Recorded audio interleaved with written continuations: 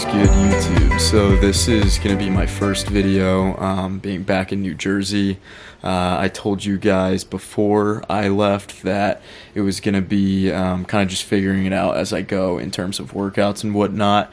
But I think for this video, what I'm going to do is show you guys a little leg day. So I thought I was going to run up a pull day, but just how it worked out for the past week. I've been in New Jersey for about a week now, and I've hit some workouts here. I hit a workout at a gym yesterday, but I think how it's going to work out with just my with my split that I've been doing is I need to hit legs next. I haven't hit legs for like about a week. Last time I hit legs was right before I left, so I'm gonna hit a leg day for you guys now, and then we'll see what else I end up doing this week. But I was kind of trying to figure out what kind of video I wanted to film for you guys.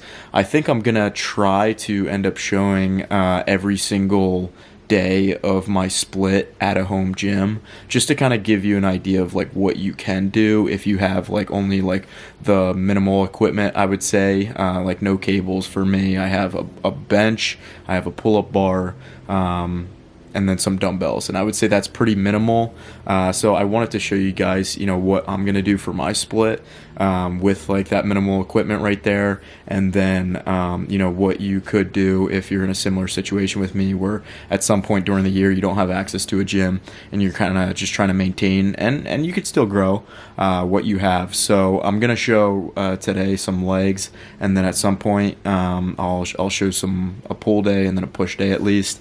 I hit last week, just to get something under my belt, a bench, and then I think I literally just did pull-ups. So I did 100 pull-ups, and I was alternating between bench press and pull-ups, and I did like some volume on bench, just getting the feel for it. But it's weird, the bench that I have, the Gold's Gym bench that I have, is taller than like a normal bench that you would have in the gym. So I'm kind of a shorter guy, and so I literally was like on my tiptoes benching, and it was just kind of a little awkward, but I was pressing pretty good, and I remember I didn't have any food in my stomach, and I didn't expect to be as strong as I was. So expect to see some benching going on, some flat benching, and then maybe I'll do some incline. But I also hit an arm day. For arms, you know, I don't have any cables, but I can do a lot with like dumbbells and then the barbell straight bar that I have. So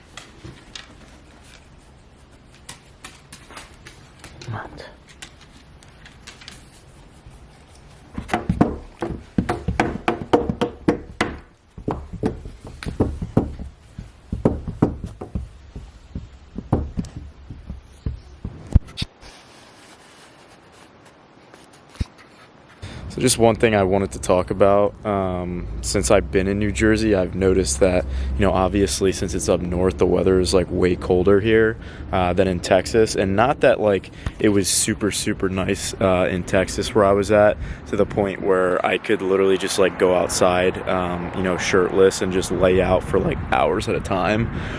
But, you know, I still could go outside, and it wouldn't be like super cold. I wouldn't need like a jacket or anything. But in New Jersey, it's literally been like in the 20s like every single day that I've been here, and so I literally was just gonna step outside and chill in the sun for a little bit, just to have like the sun like on my face to set my circadian rhythm. And I had to grab a jacket because I realized like it was so cold out here, and then as soon as you get like the wind going too, it just adds to it. So that's one thing that I realized like is definitely a struggle for people that live in like colder environments, which I have pretty much my entire life.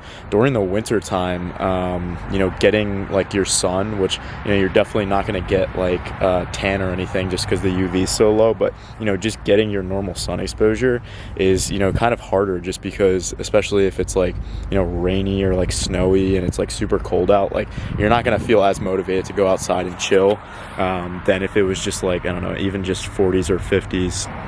So my video cut out there just because my SD card got full. But again, I just wanted to say that I was trying to keep and maintain my habit of going outside and getting some sun, even with the cold. So you'll probably see me filming some clips out here over the next couple weeks, just chilling outside. And right now it's not super bad, but again, if it's just like super windy and snowy, then I definitely can understand why people just like totally fall out of the habit of like going outside, and they literally, especially if they're working, just never see see the sun during the winter time, because now it just sets like so early. It sets at like 4 o'clock. So if you go in to the office at like 8 o'clock or something, and then you come out at like 4, then you're literally never seeing the sun. So now that I'm not like working for this next couple weeks, I'm definitely going to try to take advantage of the free time I have and at least go outside and get a little bit of sun. So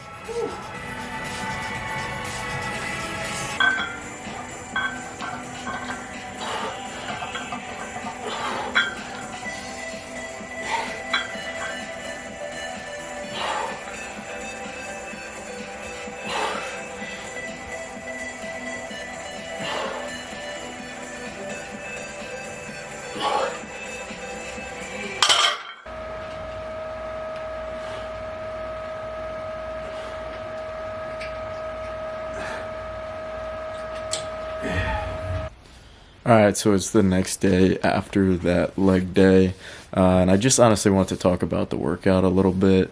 So, like I said, I didn't do too much in terms of like a diverse workout, just because I don't really have many options that I can do for legs, but I made the best of it, and honestly my legs are sore right now, so I think I definitely, for what I had, had a pretty good workout. So I started out with some back squat, and my workout for back squat was a 270 5x5, which I've done 275 5x5 before, but I kind of just want, and I definitely could have done more than what I did, but I kind of wanted to just get a feel for, that barbell and then that squat rack, and then my next leg day that I'll do a little bit more weight. I probably could have done 285 by 5, but I just wanted to settle in and get a good feel for my setup that I have, and I think it was a pretty good workout, despite me having hit that workout that 5x5 probably 2 or 3 times now at this point. But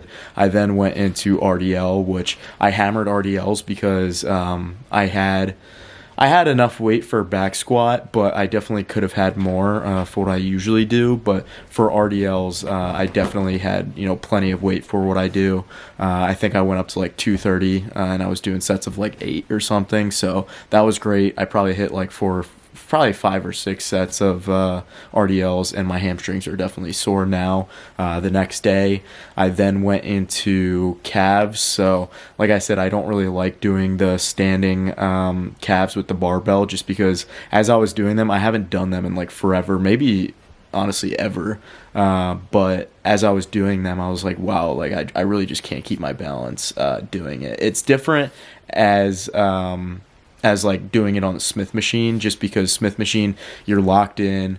I usually put a plate under me when I'm doing it on the Smith machine, so I don't really have to worry about like not getting that full stretch like I would for standing, where you can't stand on a plate because it's already hard to balance without the plate. So yeah, I just kind of struggled with like keeping my balance and getting that full stretch, and half the time, or half my energy, I feel like as I was doing it was being put into just keeping myself balanced and not falling over. So it was okay. My calves aren't really sore, but I got a decent pump from it. So we'll see if I change that up, because I'm probably going to hit at least one more leg day being here in New Jersey. So we'll see if I change it up. But so one more thing I wanted to talk about, just because I realized it's coming up on Christmas. Tomorrow's Christmas Eve, and then Thursday is Christmas, is kind of just like appreciating and being thankful for, things in your life. Most importantly, I would say relationships in your life, whether it's your family or your friends. It's kind of just something I was thinking about just sitting here. I'm gone pretty much throughout the entire year. I don't really get to see my family and friends as much as I would like to.